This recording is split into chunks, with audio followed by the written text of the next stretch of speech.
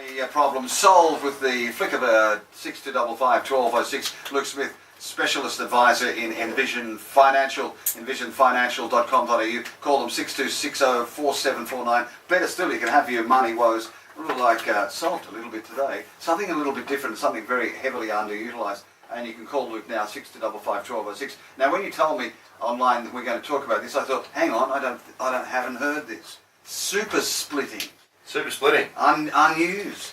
Look, we've had some fantastic results with this over the last couple of months, and it's not for everybody, and there are some sort of niche areas that it really, really has some value in, but I think very, very underutilised, really, because people just don't know. Is this like embryo splitting? Oh, I don't know if it's we're not talking brain surgery here, but look, it's. But it is underutilised. Oh, massively. Yeah, look, I think this is one of the key big planning strategies for certain groups or certain couples that they can really make a difference in the way that they plan their retirement. And we've seen just in the last couple of weeks, we brought one guy's retirement forward by 6 years. Gee. Just by thinking ahead of what could happen down the road and looking at that difference. Now, I've got to say that at the moment, you've got to marry well to make the most of this. Right. Okay, so the biggest advantages are, obviously, we're talking about splitting super, my super to your super, and there are certain rules we need to be mindful of.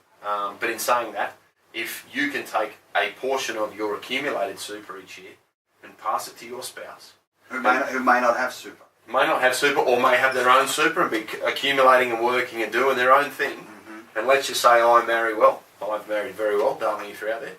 But let's say that somebody else has married well and there's 10 to 15 years between you and your spouse. Right. Now, if I'm 40 and my wife is 55, she's going to get to retirement age before I am. Sure, that's it. So why don't we shovel over all of our accumulated super each year to her and bring forward when we could get hold of the money? Because if I'm 40 and I've got to get to 60 and she's 55, she's 5 years away. Yeah. I'm 20 years away. For me, it's a lay down. Yeah. So. And why do you think, Luke Smith, it is underutilised? I think majority of the time I explain this strategy to people and they look at me like I've lost my mind. Yeah. So I think it is really underutilised because people don't understand the power of this, or they find out too late. And there's nothing more frustrating. I say it every week. Someone comes in, sits down at 62 and their wife's 50, and I go, tell me you've been splitting your super for the last 5 or 10 years. And they go, what's that? Can you do that? Yeah. Well, that's it. I'm not putting a flag. Exactly. I'm not putting a flag anywhere new. How did you find about this? Is it just part of your? Well, it's just electricians know how to wire cables, and plumbers know how to unblock toilets. I can try and work out how to get you closer to retirement a little bit sooner. So, Luke Smith, in real simple terms, because I'm a simple man, you move super from one spouse to another. Correct. That's right. So what you're doing is, at the end of the financial year, you're splitting a certain type of contribution. End of the financial year. It's generally best done at the end of the financial year when you know what you've put in. You can then write to your respective fund and say, look, I'd like to pass a portion, and there are certain rules you need to obviously adhere to. You can't just go hell for leather and move it all. And we'll come to that in a little bit. But you go to your fund and say, look, I'd like to pass X amount of my super to my loving spouse. And you fill out the paperwork, and over it goes. And if you have that benefit of marrying well and having a number of years between the two of you, you can move your super from 40 to 55. You've just brought forward 15 years of access. Now, you need to plan. This is why we say to people every week, think why. Start with why. On a question like that, many have more than one super fund. Yes? Oh, exactly right. Could you offload one of those super funds in toto to your partner? No, because there's a certain threshold that you can move each year, and as we spoke about in other shows, there's a maximum amount of money that can go into super under a concessional contribution or a deductible contribution, which includes salary sacrifice that we've spoke about in the past, as well as your superannuation guarantee payments, which is the 9.5% that your employer's putting in for you. So you can only split that part. So, for example, let's say I threw $25,000 into super, and this time of year is a very good time to be thinking about splitting super. Okay, because you can write to your fund and say, look, I put 25 in, we've got to pay 15% contributions tax, that's the law. That leaves us with $21,250 after tax that I could pass to my wife. Now, you do that 4 or 5 years in a row, That's it, yeah. there's 100,000 large you could get out tax-free at 60. You could pay off a house. You could pay for your kids' school fees. You could buy yourself a Ferrari. You could have a party and, light it all up. Just by splitting your super. Just by being proactive, getting some advice and taking small steps over a number of years, you can bring forward, effectively, you can bring forward your own retirement. How much can you take? What percentage of the super that you may have?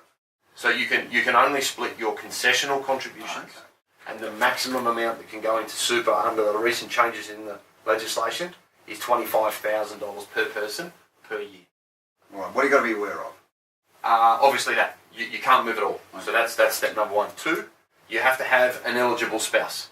Okay, so you need to be married, living in a domestic relationship. So you can't be a partner to someone in a de facto relation. Yes, where you could prove that you're living in a domiciled. Yeah, correct. That's right. You don't have to be legally married. Right. You need to be able to prove that you're living in a marriage-like environment. And does it differ between the ACT and New South Wales? No, statewide. Oh, okay. Statewide. So people need to be mindful of that. You also need to check and see if your fund allows it. It's not a mandatory thing. Some funds, majority of funds will allow it, but you need to check. It's not an automatic rite of passage. You obviously need to check and see if your fund will allow it. Defined benefit schemes. Okay. Going to miss out here. Okay, so those out there in CSS and PSS, great fund, lovely calculations, everybody's a member for life. That's where everybody stays in the government. Not available. Okay. Because obviously they don't have any money, so they can't split that. So it's for personal superannuation funds, self-managed superannuation funds, and any other normal accumulation-based fund. All right. Get advice, as we always say, don't we, Luke Smith? Oh, look, always get advice on that. Kills me when people find out too late. Yeah. I would say we had a situation just Monday last week. There was 5 years. It was 5 years difference. And he actually said, well, once I get there, I can retire and I'm out because my wife can draw out enough to cover the wages I would have had for that period of time. So my retirement's now not 50 or 55, it's now 50. So 5 years is a long time when we spend a lot of time sitting in an office doing a job we may or may not like. So that's it too. If we can bring forward that and take advantage of tax-free super from 60 for one of the members of a partnership or family unit, huge benefit. What about the other benefits in your super, like the life insurances and like? Does that have an impact on it? Yeah, it doesn't have an impact on it, but it's a great way again to be able to fund insurance that you maybe don't want to pay for yourself. So rather than fund it with after-tax wages, why not split some super over and then use that to pay for your partner's insurance so you can focus on paying kids' school fees, paying down the mortgage, building up assets outside of super, or maximising your contributions in. So that's another really good way of using that strategy to fund things that could save you in relation to your personal cash flow costs. All right, you've got several policies, as I mentioned, superannuation policies. Can you split several of those? Yeah, provided you can split whatever you want. Right. But obviously the maximum that you're going to be able to move in the financial year after a contribution's been made is 85% of 25 grand. Okay. Now, what about the documentation? Is this a legal procedure? It's not a legal procedure. However, you need to make sure that you've submitted the paperwork to the fund. You need to make sure that you have the receiving fund's details. You need to make sure that you don't split more than 85% of your concessional or deductible, same thing, contributions. So you need to make sure you line your ducks up. Right. But generally, it's best done in the 12 months after the end of the financial year. So as you said, now's a good time. Now's a good time because people are getting in, they're doing their tax returns, they've made the most of getting up to their 25,000 that we've spoken about in prior shows. But now it's a case of saying, right, okay, I've married well, my wife's this age, my husband's this age, can we start to move some over? Because over time, this is a bit like a snowball. It sort of pushes off the top at 21,250. And then next year, and next year, and next year, before you know it, you've moved several $100,000. You've still benefited from maximum tax deduction, so it's helping your tax planning, but then you're actually helping the next phase of really, so it's like putting salary sacrifice on steroids and saying, right, I'll max out my 25,000, I'll manage the tax that I'm incurring on my wages, and then I'm going to move it into my wife's name, and that'll bring forward my ability to get hold of it 5, 10, 15, Well, if you're marrying 20 years older than yourself, You're right. She's going to need the money. Very nice. You can only split how much percentage of the contribution allowed? 85% of the deductible or concessional contribution. Okay. I note here, you cannot split your non-concessional contributions. So a couple of weeks ago we spoke about that $100,000 limit that you can put in and not claim a deduction. You can't split that type of contribution. It's only the deductible or concessional contributions that you can move from one fund to another. Yeah, Luke Smith, this is something you may not have heard about. You're hearing about it now. Specialist advisor in Envision Financial and visionfinancial.com.au. We're going to tell you about the special event. If you want to talk to him now, you can do it. 6255 1206.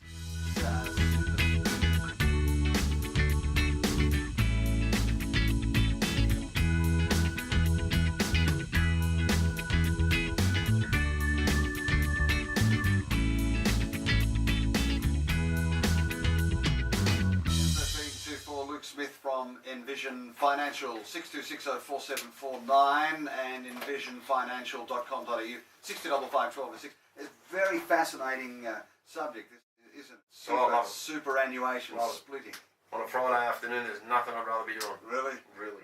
Especially with the weather out there. And this is applicable for anyone who's in a partnership or a relationship. Spouse. Yep, got to be a spouse. Okay. So, as I say, you've got to make sure you meet the definition of a spouse, so you're in a domestic relationship. Right. You're a qualifying spouse. You're legally married, registered relationship, living on a domestic de facto basis. For 25 years, something well, like that. No, when can you start doing these super? Anytime. Anytime. There's no. But you've got to be together for 20 years. No, look, you can get married as long as you can. I could split money to my wife. Right. You know what I mean? She's going to take it anyway. So. Don't say that, Luke. How does it impact clients' big picture when you plan? Look, well, this is really good because when you start to then tie this into some bigger strategy. Well, if we're going to start to draw an income stream from a pension, that could be a good way to bolster up the amount of tax-free income that could be taken in a short period of time from one side to the other. It's a good way to be able to pay off debt. So if you're maxing out your contributions to $25,000, including your superannuation guarantee payments, and you split that to your wife and she's older than you, then if she was to retire first and she's over the age of 60, the money could come out tax-free, and you've paid 15% tax on money that would be extinguishing debts on mortgages, school fees, investment properties, accumulating assets in a trust. So that's a really good way to try and get access to something and control it. From an income perspective, obviously, if you put a pension hat on your super, all the earnings are tax-free. So if you can increase the amount of money that comes in, that's really good. Also for equalisation. So if you've got one spouse that's worked and you've got, say for example, your partner stayed home and looked after the kids and she doesn't have much super, great way to transfer it over. You don't have to have worked to be able to receive it. So if my wife had never worked, provided that she meets certain thresholds, like she's under preservation age, which is 65, and she's between preservation age, say 55 and 65, and hasn't permanently retired from the workforce, she could receive super splitting from me. That's no problems at all. And a big one for the government workers out there that have defined benefit pension, it's a good way to help manage the transfer.